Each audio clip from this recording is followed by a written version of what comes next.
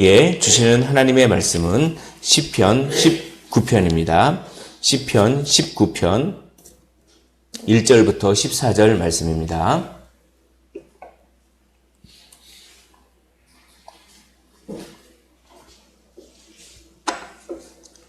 시편 19편 1절로 19절 말씀입니다. 14절 말씀입니다. 제가 봉독을 해드리고 14절 마지막 절은 함께 읽도록 하겠습니다. 하늘이 하나님의 영광을 선포하고 궁창이 그의 손으로 하신 일을 나타내는도다. 날은 나에게 말하고 밤은 밤에게 지식을 전하니 언어도 없고 말씀도 없으며 들리는 소리도 없으나 그의 소리가 온 땅에 통하고 그의 말씀이 세상 끝까지 이르도다. 하나님이 해를 위하여 하늘에 장막을 베푸셨도다. 해는 그의 신방에서 나오는 신랑과 같고 그의 길을 달리기 기뻐하는 장사 같아서 하늘 이 끝에서 나와서 하늘 저 끝까지 운행함이여 그의 열기에서 피할 자가 없도다. 여호와의 율법은 완전하여 영혼을 소성시키며 여호와의 증거는 확실하여 우둔한 자를 지혜롭게 하며 여호와의 교훈은 정직하여 마음을 기쁘게 하고 여호와의 계명은 순결하여 눈을 밝게 하시도다.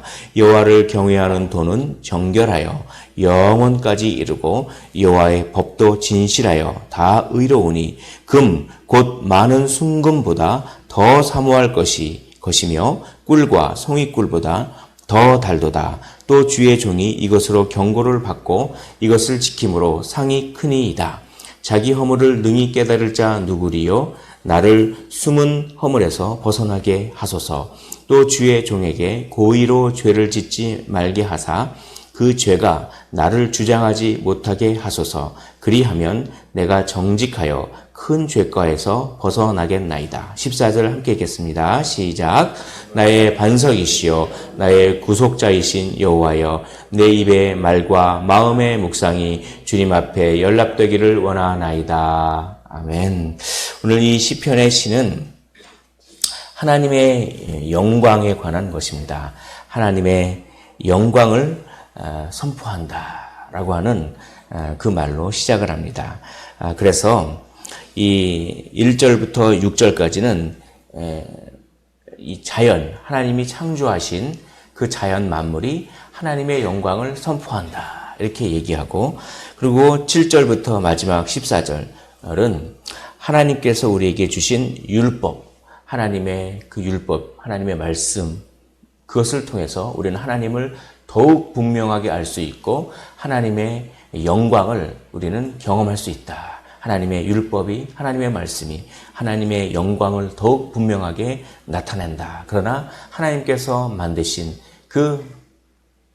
이 자연 만물도 하나님의 영광을 그렇게 분명히 선포한다. 이렇게 하나님의 영광에 대한 그런 주제를 말씀을 하고 있습니다. 그래서 1절부터 6절까지는 일반 계시라고 하는 그런 이제 말이죠. 하나님이 자기 자신을 나타내신다.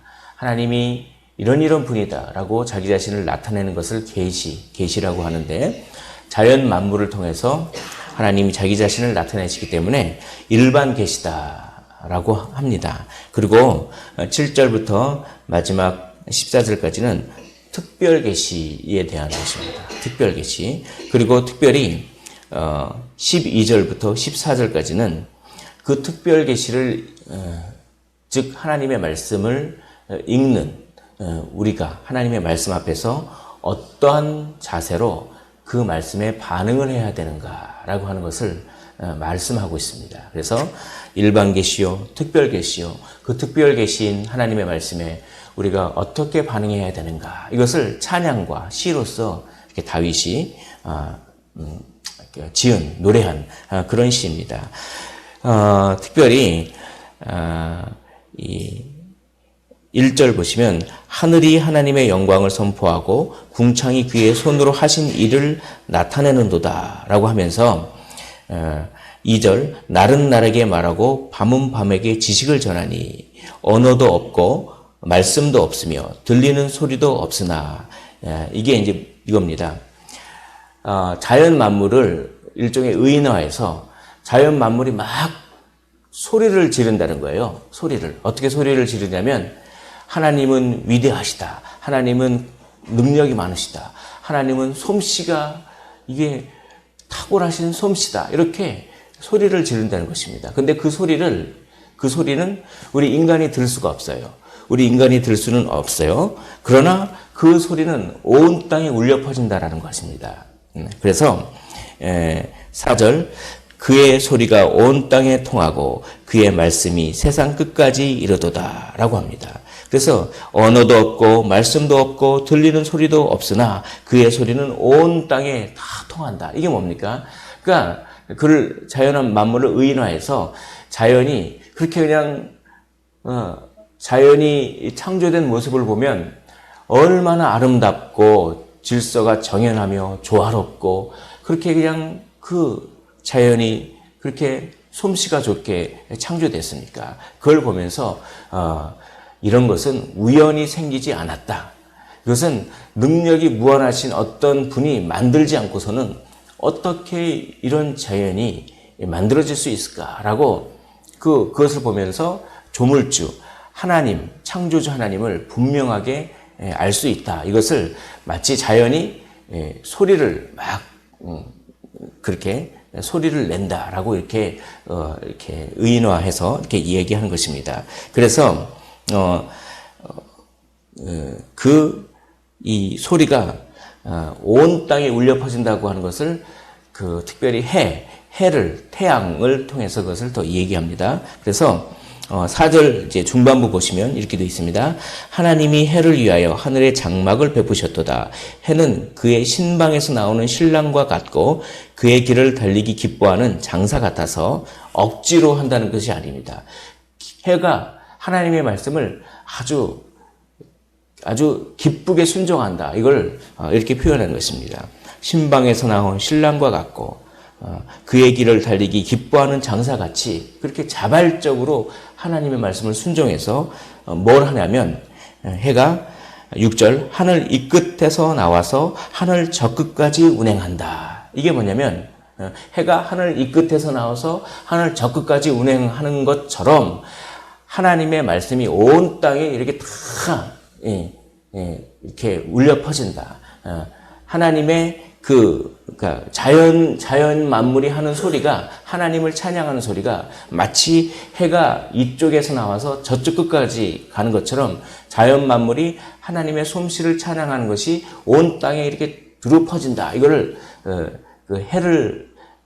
해가 기쁘게 순종하는 모습을 통해서 이렇게 이야기하는 것이죠. 자, 이것을 통해서 우리는 그 일반 계시를 통해서 하나님이 반드시 계신다. 그리고 이 만물은 하나님이 창조하셨다라고 하는 것을 인간은 이 자연 만물을 통해서 알 수밖에 없습니다. 그래서 하나님을 알 만한 것을 우리 마음 가운데 두셨다라고 로마서에서 이야기하죠. 그래서 이게 굉장히 중요한 말씀인데 이게 뭐냐면 핑계치 못하게 합니다. 나중에 난 하나님 몰랐어요. 하나님 몰라서 못 믿은 거예요. 라고 핑계치 못한다는 것입니다. 하나님을 알만한 지식, 자연을 보면서 하나님이 반드시 존재하시고 이 온 우주 만물을 지으신 분이 계시다라고 하는 그 하나님을 알만한 그런 어떤 종교적인 지식이죠. 믿지 않는 사람은, 예수님을 믿지 않는 사람에게도 이런 지식이 다 있습니다. 그러므로 최후의 심판 때 결코 핑계치 못한다라고 이 얘기를 하는 것입니다. 그러나 이 자연 계시, 일반 계시로는 구원 얻는 지식은 얻을 수 없습니다. 구원 얻는 지식은 못 얻어요. 단지 만물을 창조하신 창조주가 반드시 있다라고 하는 핑계치 못하는 지식은 얻을 수 있지만 구원을 얻는 지식은 못 얻습니다. 구원을 얻는 지식은 어디서 얻습니까? 특별 계시, 이 하나님의 말씀으로 읽는 것이죠. 그래서 이 하나님의 말씀에서 구원 얻는 지식을 얻고 이 말씀을 읽음으로 말미암아 하나님을 아는 지식이 자연을 통해서 아는 수준보다는 월등히 많이 하나님이 우리를 위해서 자기 아들을 아끼지 아니하시고 그렇게 예수 그리스도 이런 하나님을 아는 지식이 이 특별 계시를 통해서 더 분명하게 드러난다. 이걸 이야기하고 있는 것입니다. 그래서 이 특별 계시가 얼마나 위대한지를 7절부터 8절, 9절까지 이렇게 노래하고 있습니다. 한번 7절, 8절, 9절을 한 목소리로 한번 읽어보겠습니다. 시작. 여호와의 율법은 완전하여 영혼을 소성시키며 여호와의 증거는 확실하여 우둔한 자를 지혜롭게 하며 여호와의 교훈은 정직하여 마음을 기쁘게 하고 여호와의 계명은 순결하여 눈을 밝게 하시도다. 여호와를 경외하는 도는 정결하여 영원까지 이르고 여호와의 법도 진실하여 다 의로우니. 아멘. 얼마나 이 특별 계시가 위대한지 여호와의 율법은 여호와의 증거는 여호와의 교훈은 여호와의 계명은 여호와를 경외하는 도는 여호와의 법도는 하면서 그냥 그것이 완전하고 확실하고 또 정직하고 순결하고 정결하여 이게 이렇게 이런 수식어를 많이 하면서 한마디로 믿을만하다 이런 뜻입니다. 완전하고 믿을만하다. 그리고 반드시 이루어진다라고 하는 것이죠. 특별 계시에 기록된 것이 반드시 이루어질 줄 믿습니다. 그러므로 특별 계시에 무엇이라고 써 있습니까? 주 예수 그리스도를 믿으면 영원한 생명을 얻는다. 하나님께서 우리를 너무나 사랑하셔서 창세전에 우리를 택하여 주시고 그 계획을 이루고자 자기의 아들을 십자가에 달려 다 살과 피를 흘리게 하시고 살을 다 찢기게 하시고 아들의 순종으로 말미암아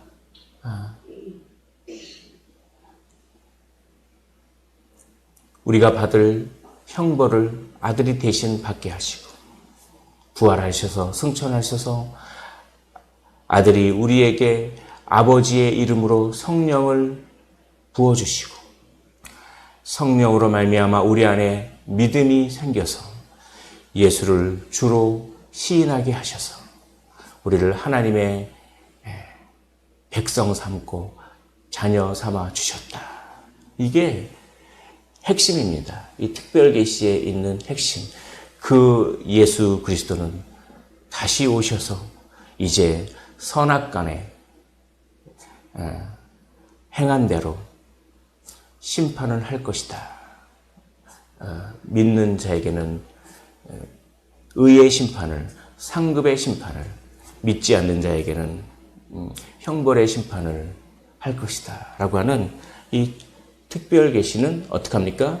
믿을 만하다. 그리고 반드시 이루어진다. 이걸 이렇게 노래하고 있어요. 이것이 어떤 사람에게는 놀라운 복의 말씀이요. 또한 어떤 사람들에게는 아주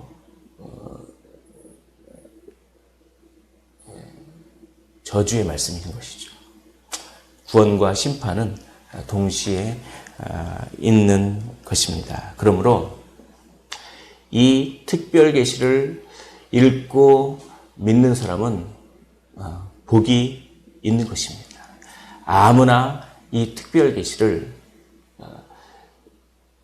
보고 읽고 믿을 수 없습니다. 하나님의 언약 백성만, 하나님의 선택된 백성만, 하나님의 자녀가 되는 특권을 누리는 백성만 이 율법을 보고 읽고 믿을 수 있습니다. 그래서 하나님에 대한 호칭이 바뀌어요.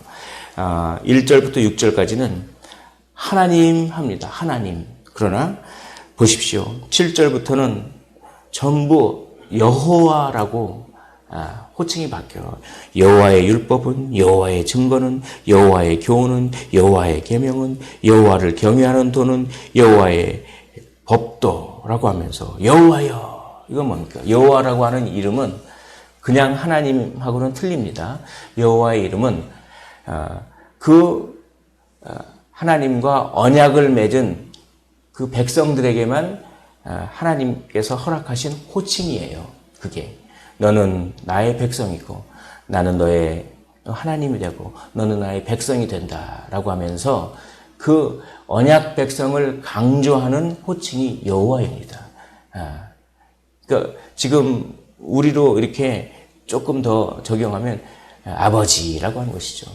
우리는 하나님의 자녀로 하나님을 여호와요, 아버지라고 부를 수 있는 그런 존재인 것입니다. 그것을 노래하는 거예요. 노래합니다. 여호와요라고 하면서 이 여호와가 우리에게 주신 특별 계시가 얼마나 소중합니까? 그러니까 여기에 구원 얻는 지식이 있기 때문에 얼마나 소중합니까? 그래서 이 특별 계시를 사랑한다. 이 특별 계시를 읽으면 이게 너무나 달콤하다라고 시인은 고백합니다. 우리 10절을 한 목소리로 한번 읽어보도록 하겠습니다. 10절입니다. 시작.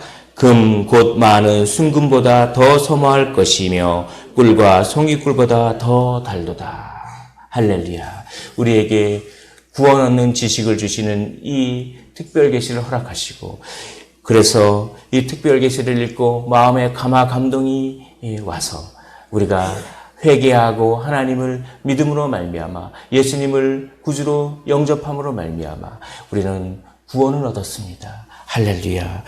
이게 금 곧 많은 순금보다 더 사모할 것이며 꿀과 송이꿀보다 더 달콤한 줄 믿습니다. 특별히 여기 보시면 7절에 또 보십시오. 이 특별 계시를 읽으면 우리에게 어떤 유익이 있는지를 이야기합니다. 우리에게 구원 얻는 지식을 줄 뿐만 아니라 또 우리를 어떻게 유익을 주냐면 7절에 보면 영혼을 소성시키며 라고 합니다. 우리에게 활력을 준다라고 하는 것입니다. 하나님의 말씀을 읽으면 실망과 절망과 낙담 가운데 하나님의 말씀을 읽으면 활력이 생기는 거예요. 하나님의 말씀은 좌우의 날섬검과 같아서 우리의 골수를 찔러 쪼개고 운동력이 있으며 활력이 있는 줄 믿습니다. 그 하나님의 말씀을 읽으면 절망과 낙심과 슬픔 가운데 읽으면 영혼이 소성되고 활력을 얻게 될 줄 믿습니다. 그리고 우둔한 자를 지혜롭게 합니다. 지혜롭게 해서 정말 자기 자신을 돌아보게 하고 그리고 정말 하나님께서 주시는 그 말씀의 원리대로 그렇게 살아가게 하는 그런 지혜와 지식을 주는 것입니다. 또 하나님의 말씀은 어떻게 합니까? 우리의 눈을 밝게 하는 것입니다. 구약 성경에서 눈을 밝게 한다라고 하는 것은 활력, 생명력을 찾는다라고 하는 것이에요. 그래서 그 요나단이 그 사무엘상에 보면은 요나단이 전쟁을 하다가 막 몸이 지쳐서 땅에 꿀이 있어서 꿀을 딱 찍어가지고 먹지 않습니까? 그러니까 우리가 당이 떨어지면 단 거 먹으면은 이게 확 기운이 나잖아요. 그런 거를 성경에서는 눈이 밝아졌다 이렇게 표현해요. 구약 성경에서는 단 거 먹으면은 눈이 확 밝아지면서 이렇게 기운이 나듯이. 그러니까 뭡니까? 성경을 읽으면 그렇게 기운이 생겨요. 기운이 생기는 것입니다. 우리 마음에 기쁨이 넘칩니다. 활력이 생기고 눈이 밝아지고 기력이 생기고 그렇게 되는 것이죠. 그렇게 구원 얻는 지식뿐만 아니라 이 특별 계시를 사모하는 자에게 하나님께서 활력을 주실 줄 믿습니다. 이 성경의 말씀을 사모하십시오. 이 성경 심히 사모합니다. 라는 찬양처럼 이거를 읽고 또 읽고 묵상하면 어떡합니까? 정말 너무 좋아요. 살만 납니다. 자, 그래서 이렇게 얘기하죠. 신명기에서 왜 내가 너희들을 이렇게 광야에 고생시켰는 줄 아냐? 그것은 사람이 떡으로만 살 것이 아니요 하나님의 말씀으로 산다고 하는 것을 너희에게 좀 훈련시키려고 광야에서 그렇게 고생시키고 그랬다. 이렇게 하나님께서 말씀하지 않습니까? 사람이 떡으로만 살 것이 아니요 하나님의 이 말씀을 먹을 때 우리가 그 말씀의 힘으로 그 말씀의 능력으로 사는 줄 믿습니다. 자, 이 말씀을 어떻게 대해야 됩니까? 한마디로 겸손하게 대해야 됩니다. 심령이 가난한 자는 복이 있습니다. 마음이 가난한 자는 복이 있습니다. 말씀을 가난한 마음으로 사모하는 마음으로 이걸 하나님이 나에게 주시는 말씀으로 이렇게 받는 그런 분들은 놀라운 복이 있다라고 이 시인이 그걸 그렇게 노래하는 거예요. 그러면 마음이 가난하고 겸손하다고 하는 것은 무엇입니까? 이것은 바로 회개하는 마음을 말합니다. 회개하는 마음.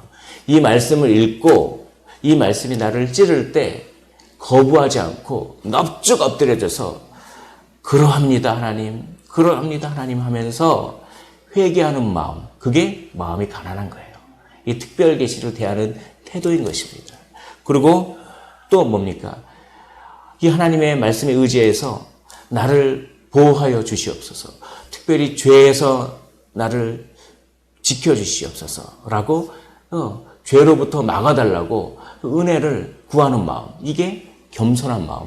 하나님의 말씀을 읽을 때 우리가 마땅히 보여야 할 반응인 것입니다. 그래서 자 12절 자기 허물을 능히 깨달을 자 누구리요 나를 숨은 허물에서 벗어나게 하소서. 13절 또 주의 종에게 고의로 죄를 짓지 말게 하사 그 죄가 나를 주장하지 못하게 하소서. 그리하면 내가 정직하여 큰 죄가에서 벗어나겠나이다 라고 합니다. 이 말씀을 읽을 때 이 말씀이 나를 찌를 때 넙죽 엎드려져서 회개하고 어느 정도까지 회개하면 하나님 내가 생각나지 않은 죄가 있으면 그것마저도 용서해 주시고 그것마저도 주님께서 참으로 은혜로 용서해 달라고 이 말씀을 읽으면서 그렇게 주의 은혜를 구하라 라고 이렇게 노래하는 것입니다. 그리고 14절 말씀 한 목소리로 읽겠습니다. 시작. 나의 반석이시오 나의 구속자이신 여호와여 내 입의 말과 마음의 묵상이 주님 앞에 연락되기를 원하나이다 라고 하면서 마칩니다. 이렇게 내가 하나님의 말씀을 바라보면서 이렇게 내가 고백하는 이것이 주님 마음에 상달되기를 간절히 원합니다 라고 하는 마음으로 이 말씀을 읽고 묵상하라는 것입니다. 주님, 제가 이 말씀을 통해서 깨닫고 제가 이 말씀을 통해서 그 마음에 드는 이 생각이 주께 연락되고 상달되기를 원합니다 라고 하는 이 간절하고 겸손한 마음으로 하나님의 말씀, 특별 계시를 대하라고 오늘 시인은 이야기합니다. 말씀을 정리하도록 하겠습니다. 하나님의 영광은 온 우주 만물에 있고 또한 특별한 계시에 있습니다. 그 말씀은 아무에게나 허락된 것이 아니니 그 말씀이 허락된 우리는 하나님의 자녀가 된 특권 의식을 가지고 그 말씀을 사모하고 꿀송이처럼 그 말씀을 달콤하게 읽으며 그 말씀 앞에 넙죽 엎드려져 죄를 회개하고 이 말씀을 읽으면서 마음먹은 그것이 주님께 상달되도록 기도하면서 늘 이 말씀과 함께 살아가라라고 시인이 얘기합니다. 오늘 이러한 삶을 사셔서 말씀이 주는 은혜와 그 활력으로 채워지시는 복된 삶을 사시기를 주님의 이름으로 축원을 드립니다. 기도하겠습니다. 하나님